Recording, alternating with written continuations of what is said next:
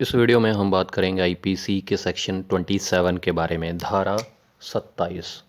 तो 27 आईपीसी का जो सेक्शन है, सबसे पहले इसकी डेफिनेशन चेक करते हैं। उसके बाद एक एक वर्ड का मीनिंग मैं आपको सिंपल शब्दों में बताऊंगा, बिल्कुल क्लियर कर दूंगा सिंपल लैंग्वेज में। तो डेफिनेशन चेक करते हैं कि when property is in possession of wife, clerk और सर्वेंट। किस किस के बारे में कहा गया है? वाइफ, क्लर्क और सर्वेंट।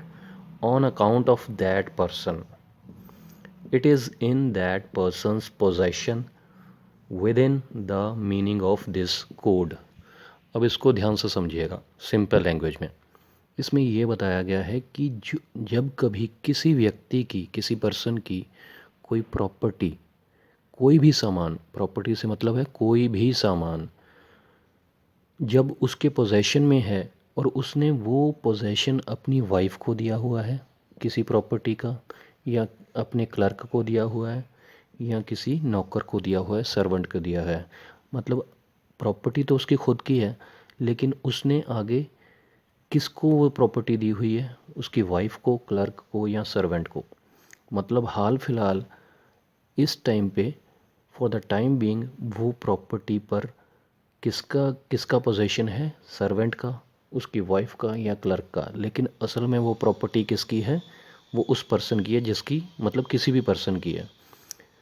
तो यही माना जाएगा कि वो प्रॉपर्टी उसी पर्सन के पोजेशन में है। इसको जब मैं एग्जांपल से बताऊंगा तब आपको ज़्यादा अच्छे से समझ में आएगा।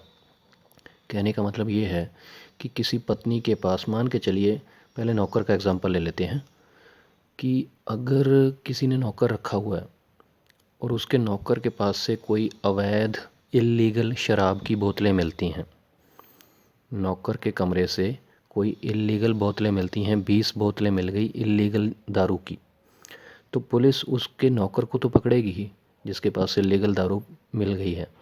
लेकिन यही माना जाएगा कि वो जो पोजेशन है इल्लीगल दारू का, वो पोजेशन उसके मालिक का ही है, मतलब वो बोतलें उसके मालिक की ही हैं। अगर वो प्रॉपर्टी वाकई में ही उसके मालिक ने ही उसके नौकर के कमरे में रखवाई थी, अगर मालिक ने ही नौकर को कहा था कि ये बोतलें शराब की तुम अपने पास रख लो, तो कहने का मतलब ये है। उसी तरीके से अगर वाइफ वाला एग्जांपल ले लेते हैं, मान के चलिए कोई, वैसे एग्जांपल ले रहा हूँ कि किसी के पास, किसी की वाइफ के पास कोई मोबाइल मिलता है, चोरी का मोबाइल। किसी को पुलिस ने पकड़ा, किसी चोर को पुलिस ने पकड़ा और उसको पूछा, तो उसने बताया कि मेरा जो मोबाइल है वो मेरी वाइफ के पास है, जो मैंने चोरी किया हुआ है।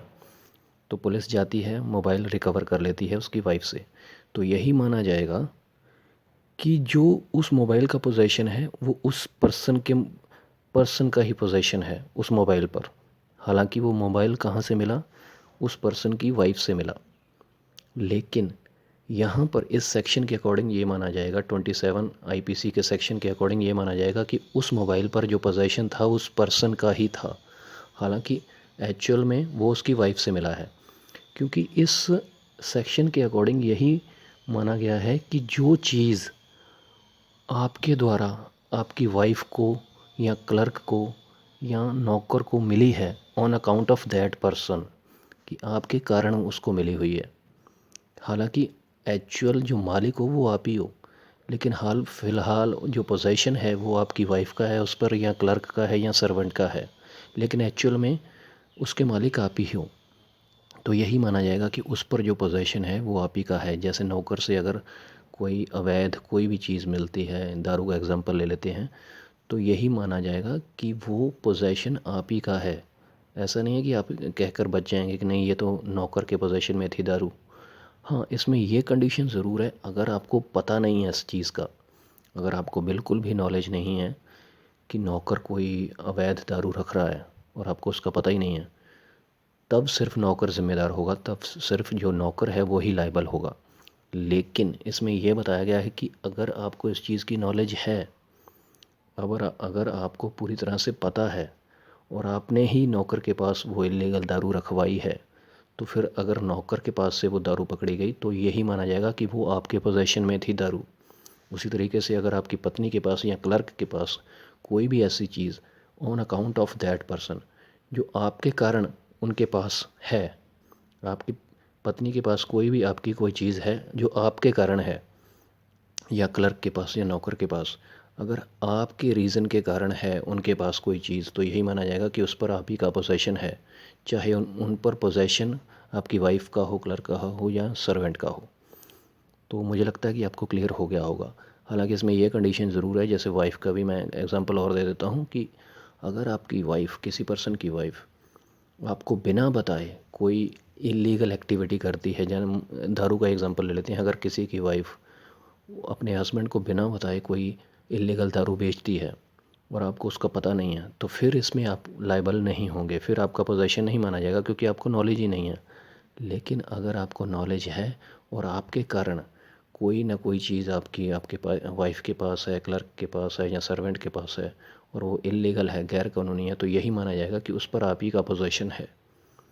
तो सिंपल तरीके से मैंने आपको समझाने की कोशिश की है। उम्मीद करता हूँ क्लियर हो गया होगा। कोई कन्फ्यूजन रह गई हो या लॉ से रिलेटेड कोई और भी जानकारी चाहिए तो प्लीज़ कमेंट कीजिएगा, और जाने से पहले इस चैनल को सब्सक्राइब ज़रूर कर लीजिएगा, क्योंकि इस चैनल पर कानून से रिलेटेड वीडियोस बनाए जाते हैं जो कि आपको जानकार बनाते हैं, सशक्त बनाते हैं। टोटल 511 आईपीसी के सेक्शन हैं, 511 धाराएँ हैं। तो अगर आप लॉ के स्टूडेंट हैं या किसी एग्ज़ाम की प्रिपरेशन कर रहे हैं या लॉ में वैसे इंटरेस्टेड हैं, तो प्लीज़ इस चैनल को सब्सक्राइब कीजिएगा, क्योंकि सारे के सारे जो सेक्शन हैं 511, वो सारे इस चैनल पर कवर किए जाएंगे। अभी तक 27 आईपीसी के सेक्शन कवर कर चुके हैं आज का वीडियो मिलाकर। तो चैनल सब्सक्राइब कीजिए और कमेंट ज़रूर कीजिएगा ये वीडियो आपको कैसी लगी, और नेक्स्ट वीडियो में बात करेंगे आईपीसी के सेक्शन 28 के बारे में। शुक्रिया ये वीडियो देखने के लिए, धन्यवाद।